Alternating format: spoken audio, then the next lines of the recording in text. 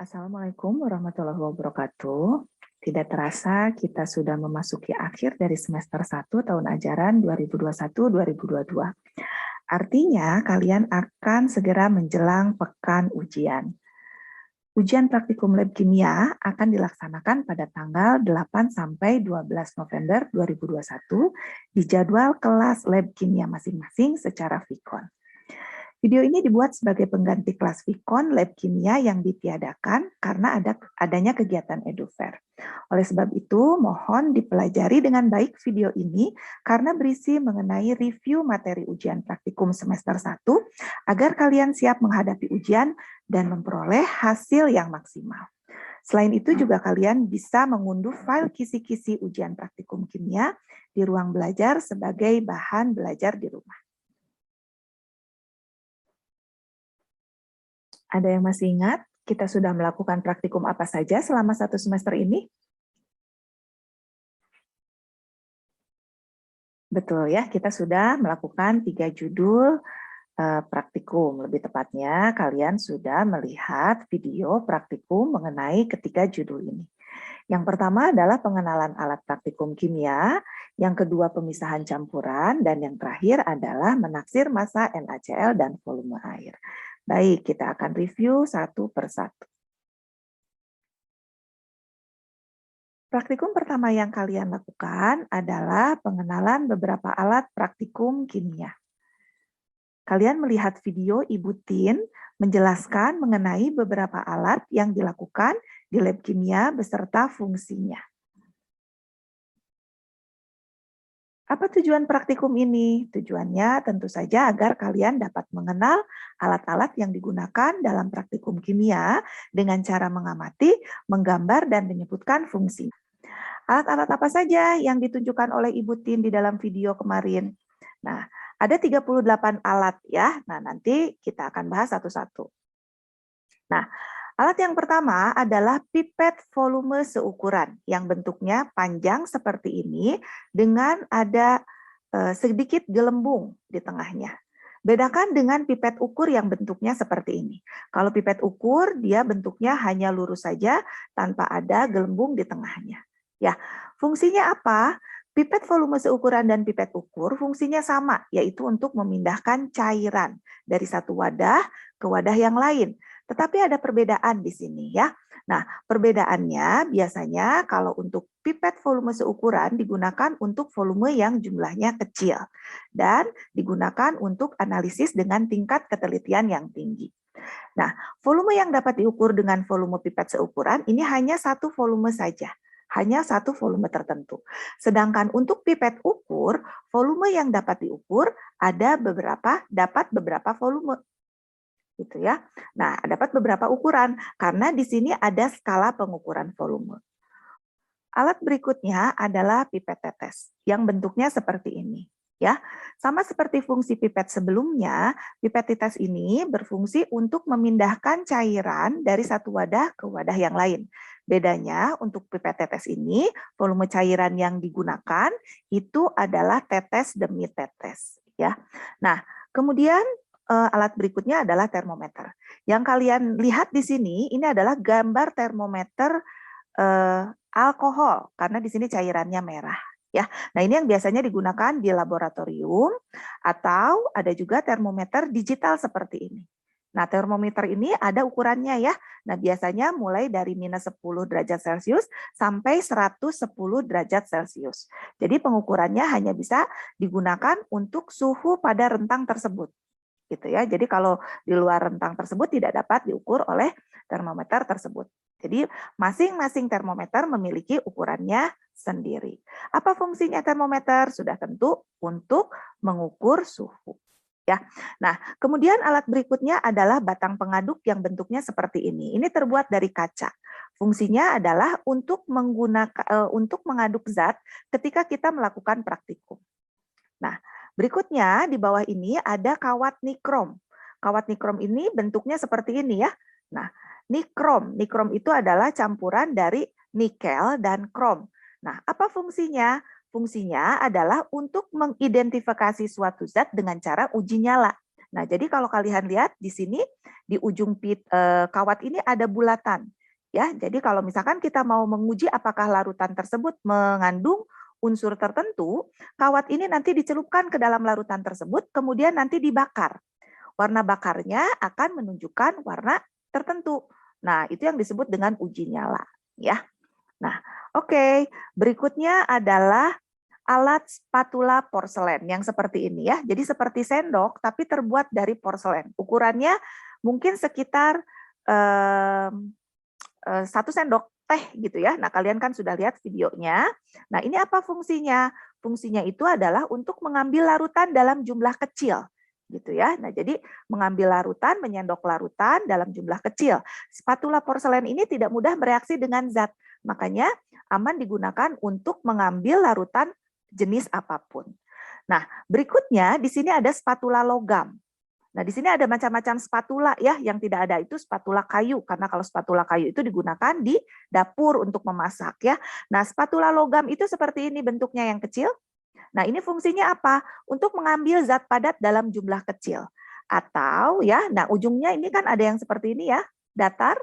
Nah, ini untuk ketika kalian melakukan percobaan dengan mikroskop gitu ya. Nah, jadi spesies apa maksudnya zat ya. Zat yang kalian teliti di mikroskop itu bisa kalian ratakan atau kalian atur gitu ya posisinya dengan menggunakan ujung spatula ini. Nah, yang terakhir ini ada spatula kaca. Nah, spatula kaca ini bentuknya mirip dengan batang pengaduk yang dari kaca. Apa fungsinya? Fungsinya tentu saja sama ya untuk mengambil jumlah zat. Nah, jadi jumlah zat dalam jumlah kecil. Nah, apa namanya zatnya zat padat ya. Nah, untuk spatula kaca ini ya fungsinya mirip dengan spatula logam, hanya saja ini lebih aman karena spatula kaca ini terbuat dari kaca yang dia tidak mudah bereaksi dengan zat. Gitu ya. Nah, selain itu juga spatula kaca dapat digunakan sebagai batang pengaduk. Jadi fungsinya bisa 2 ya. Nah, ini alat yang nomor 10 ini adalah pinset. Nah, pinset ini seperti capitan gitu ya. Nah, fungsinya untuk apa? Untuk mengambil zat yang kecil atau berbahaya kalau kita ambil dengan tangan. Gitu ya. Makanya kita butuh alat bantu untuk mengambil alatnya, yaitu namanya pinset. Alat berikutnya adalah penjepit tabung reaksi yang bentuknya seperti ini ya. Ini terbuat dari kayu. Fungsinya untuk apa? Untuk alat perantara ketika kita memanaskan tabung reaksi ya. Jadi ketika kita memanaskan tabung reaksinya tidak dipegang langsung oleh tangan kita karena akan panas ya. Maka digunakanlah penjepit tabung reaksi. Nah, alat berikutnya di sini ada sumbat karet ya. Sumbat karet ini bentuknya bulat seperti ini ya, seperti silinder dengan diameter tertentu gitu ya. Nah, sumbat karet ini fungsinya untuk apa? Fungsinya untuk menutup tabung reaksi agar gas yang dihasilkan pada saat reaksi itu tidak keluar tabung gitu ya. Jadi ini untuk apa namanya menutup tabung reaksi ketika kita mereaksikan zat-zat yang menghasilkan uap atau gas ya. Nah, berikutnya itu ada kaca arloji yang bentuknya seperti lensa kacamata seperti ini ya. Nah, jadi bentuknya bulat dengan ketebalan tertentu gitu ya. Nah, ini fungsinya adalah untuk alat sebagai tempat menyimpan zat yang akan ditimbang ya. Jadi ketika kita akan menimbang zat itu sebaiknya kita menggunakan kaca arloji bukan menggunakan kertas gitu ya. Nah, kemudian alat berikutnya adalah stopwatch. Nah, seperti ini ya stopwatch ya. Sudah tahu ya kalau stopwatch itu fungsinya untuk apa? Untuk mengukur waktu. Loh, kenapa di kimia kok perlu ada stopwatch seperti pelajaran olahraga saja? Ya, nah tapi ternyata ketika kita belajar kimia, kita juga nanti akan belajar tentang laju reaksi. Ya, laju reaksi ini nanti akan mengukur lama atau sebentarnya suatu reaksi. Makanya kita memerlukan stopwatch di sini ya. Jadi untuk mengukur waktu reaksi. Ya, baik. Selanjutnya kita lihat ada alat apa lagi. Nah, di sini ada plat tetes. Nah, plat tetes ini terbuat dari porselen. Nah, ini kalau dilihat-lihat ini seperti palet ya. Kalau kalian mau melukis gitu ya. Nah, ini bulat-bulat, ada bulatannya di sini. Di sini kalau dilihat di sini bulatannya ada 12 gitu ya. Nah, jadi ada juga yang lebih sedikit atau ada juga yang lebih banyak gitu ya. Nah, tapi pada umumnya ada 12. Nah, ini fungsinya untuk apa? Nah, ini fungsinya adalah untuk mereaksikan zat dalam jumlah yang sedikit. Nah, misalkan ya, kita mau mereaksikan zat A dengan zat B, tapi sedikit aja volumenya gitu ya. Jadi dengan pipet tetes biasanya ya. Nah, kita mereaksikan zatnya di sini. Jadi itu akan lebih hemat gitu ya penggunaan zatnya karena mereaksikan zatnya dalam jumlah yang sangat sedikit gitu ya. Nah, di sini ada juga pipet filler. Nah, pipet filler ini yang tadi pasangannya dari si pipet volume seukuran dan pipet ukur. Jadi nanti dipasang di bagian atas pipet itu. Nah, jadi nanti di sini yang bagian E ini adalah sambungan antara pipet filler atau ball pipet ini ya ke pipet ukur atau pipet volume seukuran. Gitu ya. Nah, di sini ada tombol-tombol yang harus kalian ketahui, gitu ya. Nah, Butin juga waktu itu sudah memberitahu gitu ya. Nah, ini ketika akan menggunakan ball pipet ini apa yang pertama kali dilakukan? Yang pertama kali dilakukan adalah menekan tombol A dan tombol B, gitu ya. Jadi dia mengeluarkan udara yang berada di dalam bola pipet ini. Kemudian, nah nanti agar cairannya itu masuk ke pipet, kita menekan tombol C yang ini ya. Nah, gitu ya. Dan tombol D ini ditekan kalau kita mau mengeluarkan cairan dari dalam pipet. Nah, ya. Nah, itu adalah bagaimana cara menggunakan pipet filler. Nah, nanti ini kalian akan gunakan dalam percobaan titrasi di kelas 11 ya, di kelas 2. Nah, ini apa fungsinya? Ya, seperti yang dijelaskan tadi, fungsinya adalah membantu saat mengambil cairan berbahaya ke dalam pipet seukuran dan pipet ukur. Gitu ya. Nah, oke. Sekarang kita akan lihat untuk alat berikutnya. Di sini ada labu titrasi dan labu Erlenmeyer. Kalau dilihat ini sekilas bentuknya mirip. Nah, tapi hati-hati, di sini ada perbedaan. Untuk labu titrasi ini mulut labunya yang atasnya itu akan lebih lebar dibandingkan dengan labu Erlenmeyer. Karena fungsinya juga berbeda ya. Nah, kalau untuk labu titrasi fungsinya adalah menyimpan larutan saat praktikum titrasi. Gitu ya. Nah, sedangkan untuk labu Erlenmeyer kenapa kok lehernya menyempit dan mulut labunya itu lebih kecil dibandingkan dengan labu titrasi? Karena ini fungsinya untuk mereaksikan sebagai tempat untuk mereaksikan zat yang melibatkan gas. Jadi ya, ketika kita mereaksikan zat yang menghasilkan gas gitu ya dengan labu Erlenmeyer ini, gasnya itu akan tertahan jadi tidak langsung menguap. Makanya lehernya mengecil dan panjang seperti ini ya. Nah, jadi hati-hati bedakan labu titrasi dengan labu Erlenmeyer. Baik, kita lihat alat berikutnya. Di sini ada gelas ukur. Nah, bentuknya seperti ini ya. Nah, di praktikum yang sudah kalian lakukan, kemarin kalian sudah pernah melihat fisiknya gelas ukur seperti ini dan penggunaannya. Ya, nah, gelas ukur ini digunakan untuk apa? Untuk mengukur volume cairan. Gitu ya. Nah, ini bisa beberapa volume karena di sini ada skalanya. Gitu ya. Nah, ini misalnya kalau misalkan di sini 25 mili gitu ya, kita bisa mengukur volume larutan 10 mili, 5 mili gitu ya, 7 mili gitu seperti itu ya, karena di sini ada skala ukurannya. Nah, tapi pengukuran cairan menggunakan gelas ukur itu tidak terlalu teliti. Karena kalau mau teliti tadi kita harus gunakan pipet volume seukuran atau pipet ukur ya. Nah, alat berikutnya itu adalah gelas kimia. Nah, ya ini adalah gelas kimia. Nah, ini terbuat dari gelas ya, dari kaca. Beda halnya dengan gelas ukur. Kalau gelas ukur itu ada yang terbuat dari kaca, ada juga yang terbuat dari plastik. Tapi kalau untuk gelas kimia atau beker gelas, ini semuanya terbuat dari kaca maksudnya ya. Nah, apa fungsinya? Fungsinya ini untuk mereaksikan zat dalam jumlah banyak. Gitu ya. Jadi kalau tadi itu kita mereaksikan zat jumlahnya sedikit itu cukup di plat tetes, tapi kalau jumlahnya banyak itu kita gunakan gelas kimia ya.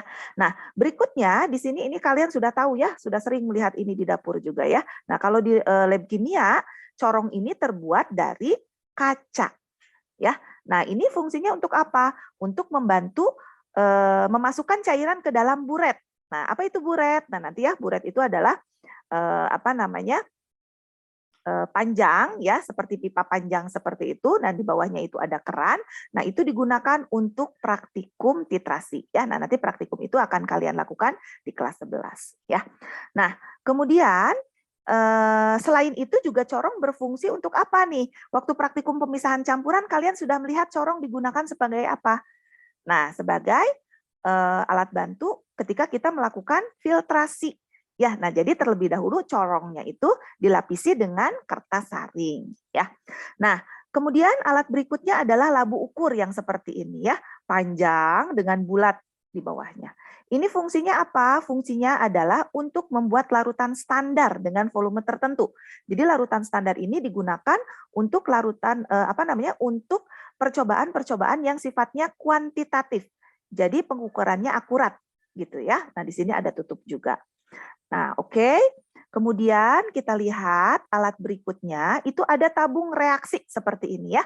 Nah, apa sih kamu udah pernah lihat gitu ya tabung reaksi? Udah sering lihat kalau praktikum gitu ya, atau di video praktikum juga sering lihat.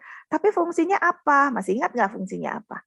Nah, ini sama fungsinya seperti plat tetes dan gelas kimia. Jadi fungsinya adalah untuk mereaksikan zat, tapi jumlahnya sedang, tidak terlalu banyak dan tidak terlalu sedikit.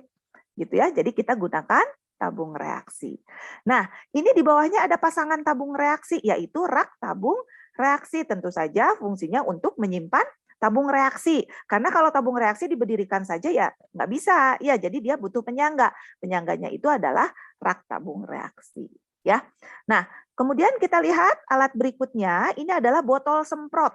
Nah, botol semprot ini penggunaannya adalah kita menekan botolnya, nanti cairannya akan keluar melalui selang ini. Ya, fungsinya apa? Fungsinya untuk menyimpan aquades, gitu ya, dan untuk membilas alat ketika kalian melakukan praktikum atau pembuatan larutan, gitu ya. Nah, ini yang disebut dengan buret. Ya, tadi kita sudah menyinggung tentang buret, jadi kita gunakan corong untuk memasukkan larutan ke dalam buret. Nah, ini buret. Jadi seperti pipa panjang gitu ya. Nah, kemudian di ujungnya itu ada keran gitu ya yang fungsinya untuk mengeluarkan cairan yang ada di dalam buret itu. Nah, di sini ada skala di buret itu. Nah, karena nanti ini digunakan juga untuk mengukur volume.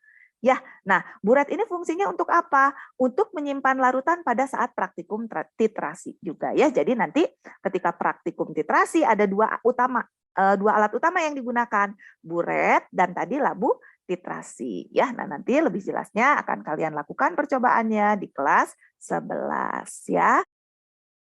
Alat berikutnya adalah klem ya, seperti ini, klem bentuknya seperti ini. Apa fungsinya?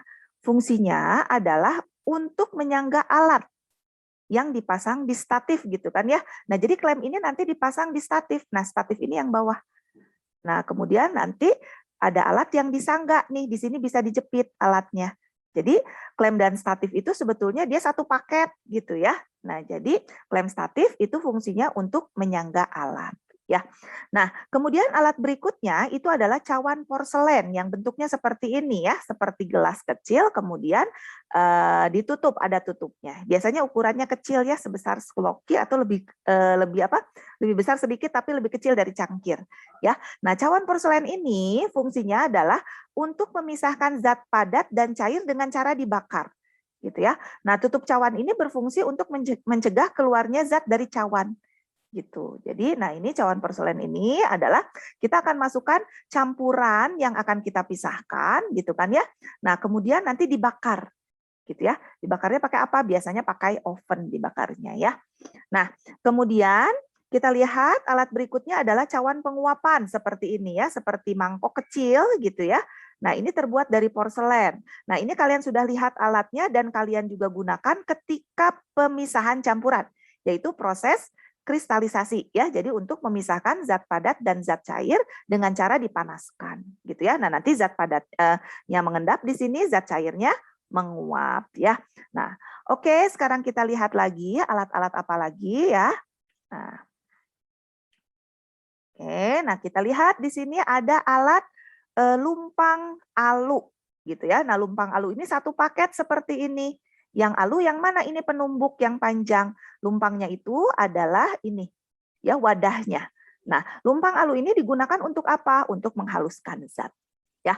Nah, kemudian di sini ada lampu spiritus. Nah, ya ada lampu spiritus atau pembakar bunsen. Bedanya apa ya? Kalau spiritus itu di sini bahan bakarnya itu di sini ada spiritus, ya. Nah, nanti ini kan fungsinya ketika kita nyalakan api dia akan menyala ya. Nah, kalau bunsen itu biasanya gas ya. Nah, jadi bahan bakarnya itu gas. Nah, ini tentu saja fungsinya untuk menghasilkan api ya sebagai sumber panas yang digunakan pada saat reaksi ya. Nah, di sini dilihat juga ada kaki tiga. Nah, seperti ini kaki tiga ya. Nah, kaki tiga kenapa? Karena kakinya ada tiga, di atasnya ada bulatan. Nah, fungsinya apa? Fungsinya untuk penyangga kasa dan peralatan kimia yang digunakan pada saat pemanasan ya. Jadi nanti di atasnya ini akan ditaruh kasa. Nah, kasa itu di atas kasa nanti akan ditaruh oleh alat-alat kimia yang akan dipanaskan gitu ya. Nah, ini kalian juga sudah lihat pada proses kristalisasi ya ketika kita memurnikan garam dapur ya. Oke, berikutnya kita lihat ada alat apa lagi. Nah, alat berikutnya adalah kasa. Nah, kasa ini ya.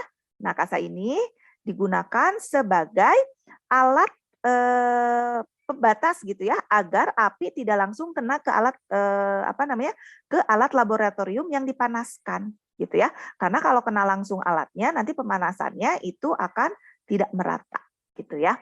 Nah, oke. Kemudian alat berikutnya adalah neraca. Di sini ada dua jenis neraca ya. Ada neraca Ohaus dan ada neraca digital. Nah, kalau neraca digital itu penggunaannya lebih mudah dibandingkan dengan neraca Ohaus ya. Tapi di praktikum terakhir kemarin kalian sudah dijelaskan bagaimana caranya membaca neraca Ohaus ya. Nah, fungsinya untuk apa neraca? Untuk menimbang zat ya. Nah, oke, berikutnya ini adalah alat pipa Y. Nah, pipa Y ini bentuknya seperti huruf Y seperti ini ya. Nah, lubangnya hanya satu di bagian atas saja. Nah, ini fungsinya adalah untuk mereaksikan dua zat yang berbeda agar tidak langsung bercampur.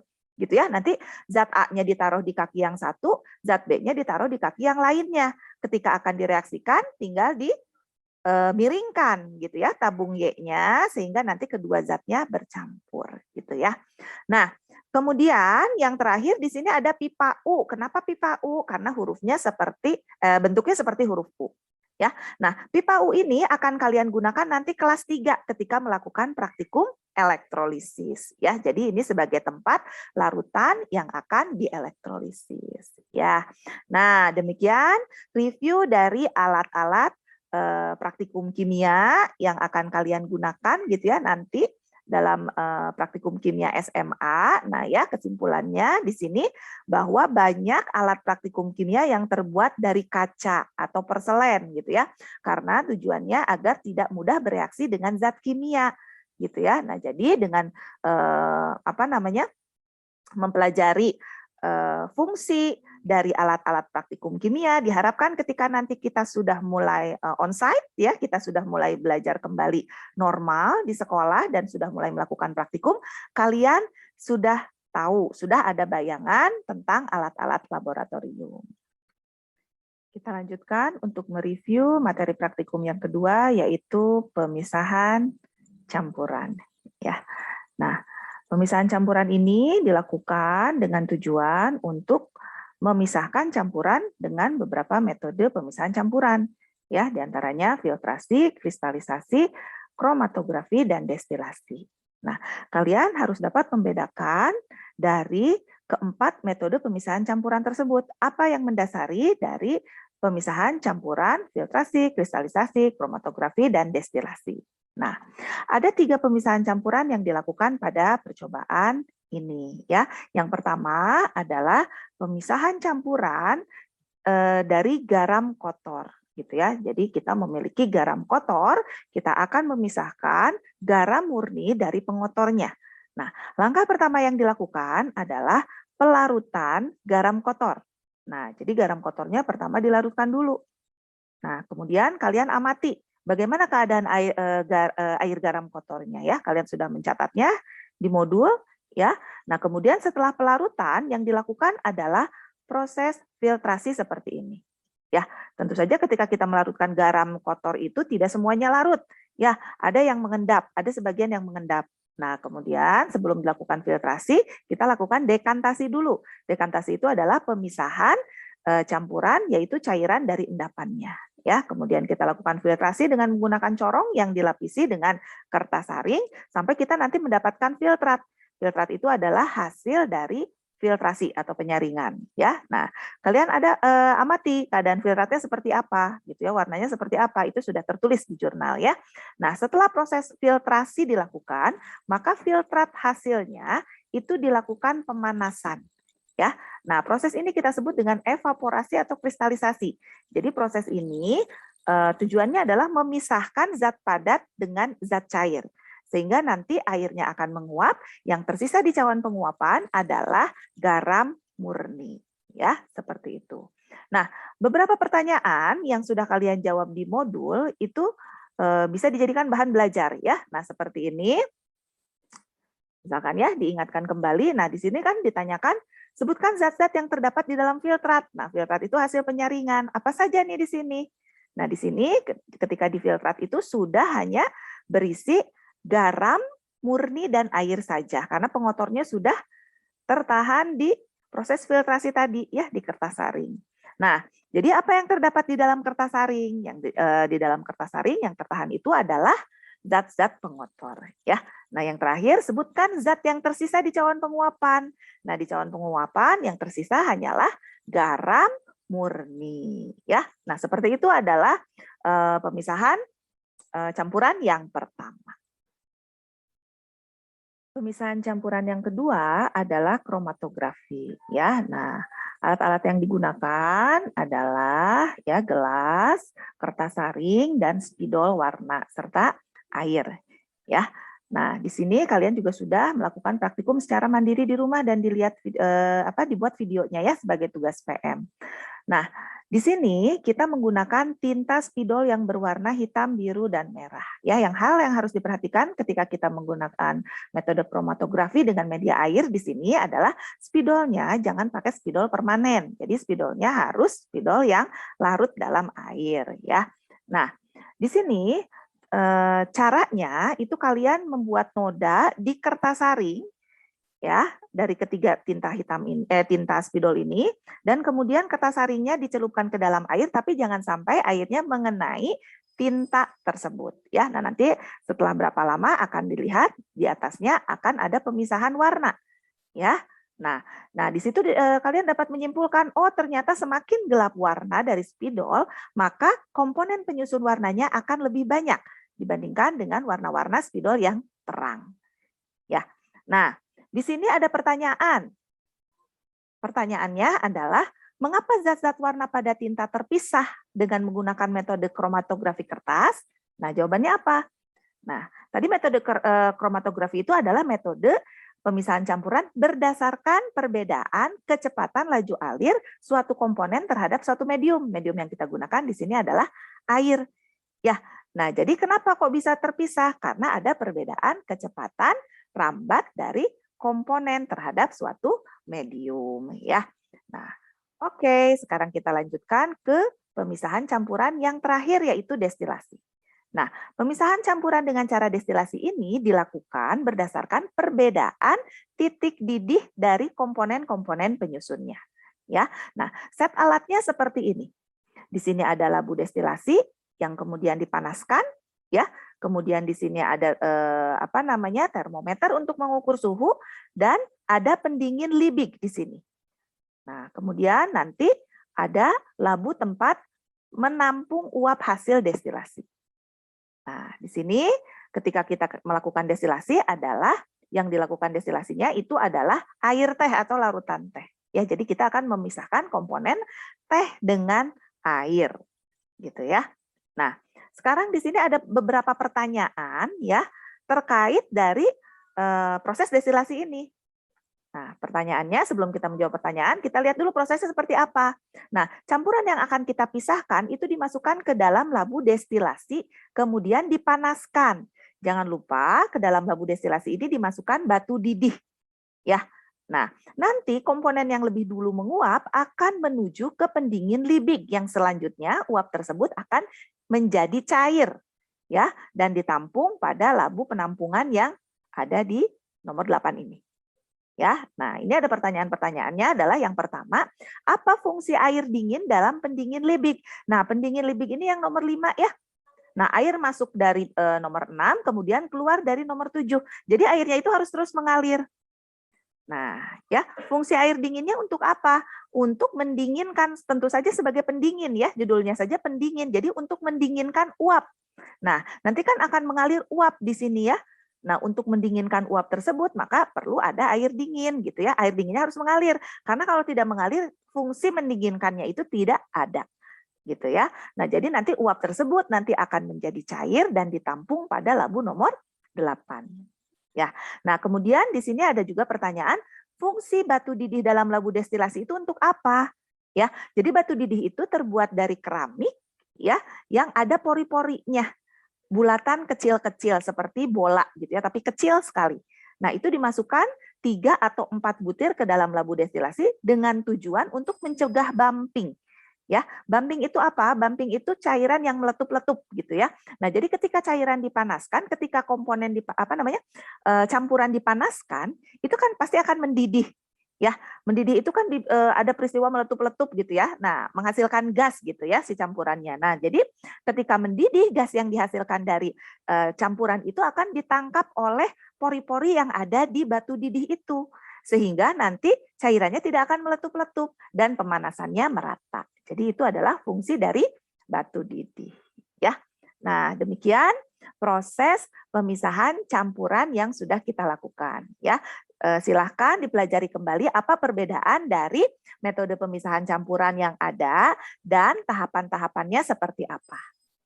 Nah, sekarang kita akan mereview materi praktikum yang terakhir, yang ketiga, yaitu menaksir massa NaCl dan volume air. Ya, tentu masih hangat ya diingatan ya, belum lupa-lupa lagi karena ini adalah praktikumnya baru kita lakukan ya, belum lama.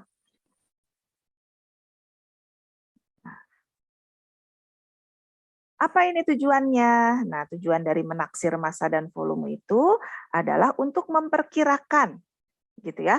Jadi untuk memperkirakan massa dan volume dari NaCl dan air agar tidak terlalu jauh dari perkiraan massa yang dimaksud gitu ya. Nah, jadi nanti dengan mengadakan dengan melakukan percobaan ini kalian dilatih untuk menaksir massa dan volume agar ketika nanti melakukan percobaan yang bersifat kualitatif kalian itu bisa memperkirakan jumlah zat gitu ya. Nah, di sini kalian harus bisa membedakan gitu ya, apa yang dimaksud dengan massa dan volume ya. Nah, kemudian kalian juga harus mengetahui apa hubungan kuantitatif dari massa dan volume, yaitu massa jenis. Ya, nah baik. Sekarang kita akan lihat praktikum yang pertama. Di sini adalah praktikum menaksir massa NaCl. Nah, ya. Nah, sebelumnya kalian juga harus bisa membedakan apa yang disebut dengan percobaan yang bersifat kuantitatif dan kualitatif. Ya, nah jadi kalau bersifat kuantitatif percobaannya itu ini untuk menentukan jumlah zat yang ada dalam suatu senyawa, gitu ya. Nah, oleh karena itu pengukurannya harus akurat, harus teliti, gitu. Nah, sedangkan kalau untuk kualitatif ini hanya untuk menentukan jenis zatnya saja. Jadi tidak memerlukan pengukuran yang akurat, gitu ya. Jadi cukup kita kira-kira aja, gitu ya. Nah, jadi itu bedanya percobaan yang bersifat kuantitatif dan kualitatif. Nah, ya.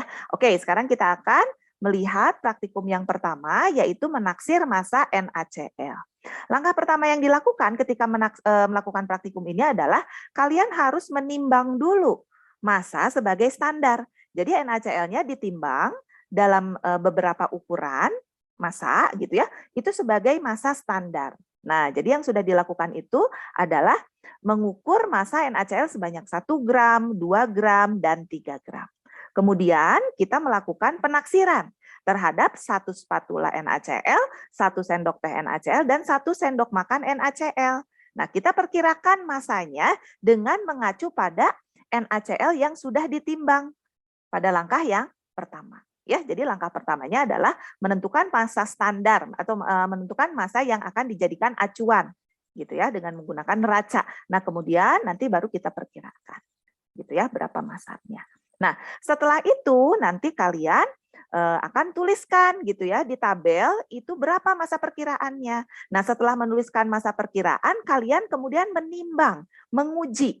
Nah, 1 spatula itu berapa gram? Diuji dengan timbangan. Kalian ukur lagi, tulis lagi di tabel pengamatan. Ya, 1 sendok teh itu berapa?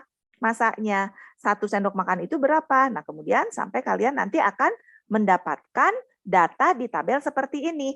Ada masa perkiraan dan ada masa pengujian. Gitu ya. Nah, dalam praktikum kemarin juga kalian sudah menghitung persen kesalahan. Nah, persen kesalahan dalam menaksir itu bisa kita hitung dengan rumus ini. Ya, selisih masa perkiraan dan pengujian dibagi masa pengujian dikali 100%.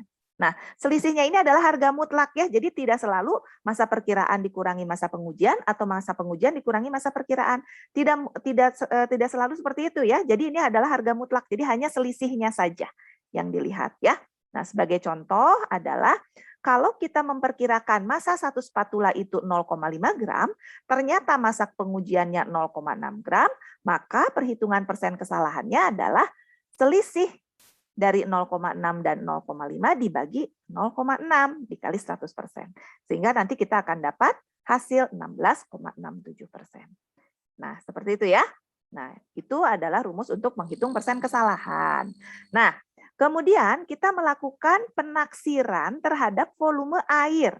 Nah, sama ya langkah-langkahnya itu seperti yang sudah dilakukan ketika kalian menaksir massa NaCl. Jadi langkah yang pertama dilakukan adalah kalian mengukur sejumlah volume air ya dan dimasukkan ke dalam tabung reaksi. Nah, itu yang akan menjadi acuan.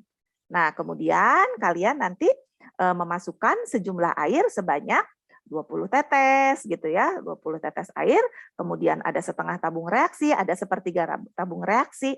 Nah, itu kalian perkirakan berapa volumenya gitu ya. Nah, nanti kalian akan mengisi tabel volume perkiraan dan pengujian gitu ya. Nah, sama seperti halnya menghitung persen kesalahan pada menaksir massa ya. Nah, ini kalian juga harus menghitung persen kesalahan dalam penaksiran volume gitu ya. Nah, ini sama rumusnya yaitu selisih volume perkiraan dan pengujian dibagi volume pengujian dikali 100%. Contoh ya, sebagai contoh misalkan kalian memperkirakan bahwa volume 20 tetes air itu adalah 1,5 mili. Berapa volume pengujiannya? Ternyata setelah diuji 20 tetes itu adalah 140 mili. Nah, jadi nanti persen kesalahannya adalah 1,5 dikurangi 1,4 dibagi 1,4 dikali 100%. Nah, seperti itu ya. Nah, itu adalah semua materi yang kalian dapatkan di semester 1 pada pembelajaran lab kimia. Nah, jadi sudah selesai review materinya ya. Nah, jangan lupa kalian persiapkan sebaik mungkin karena ini tim kimia sudah menyiapkan sebaik mungkin ya persiapannya gitu ya. Nah, kalian sudah diberikan video review gitu ya sebagai pengganti Vicon. Kemudian juga ada kisi-kisi yang sudah diupload di ruang belajar, silahkan diakses ya. Kalau yang belum download silahkan di-download. Nah, ini tujuannya adalah agar kalian mendapatkan nilai maksimal gitu ya. Jadi sangat membuang waktu sekali, sangat rugi sekali ketika kalian sudah diberikan fasilitas tapi tidak dimanfaatkan sebaik mungkin ya. Nah, jadi silahkan dipersiapkan sebaik mungkin, pelajari agar kalian nanti siap melakukan praktikum ya. Oke, demikian review pembelajaran lab kimia kita hari ini. Sampai ketemu lagi pada pertemuan berikutnya yaitu pada saat ujian praktikum kimia. Good luck. Assalamualaikum warahmatullahi wabarakatuh.